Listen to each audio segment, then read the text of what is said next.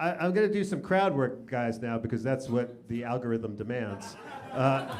So, sir, I'm going to ask you what you do for a living, but I'll just preemptively state that I don't really care. And whatever you say, I'm just going to insult you afterwards.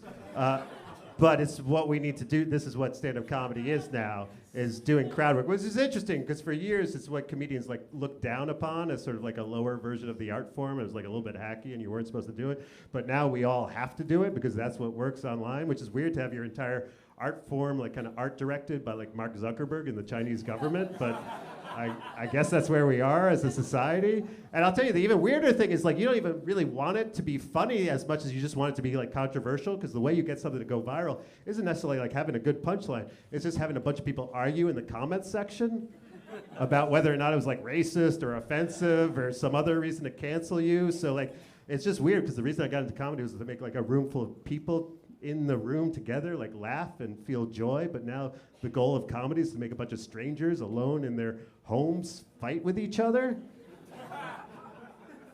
So what do you do for a living? What a loser. Am I right? What a loser. What a dork. I read books all day.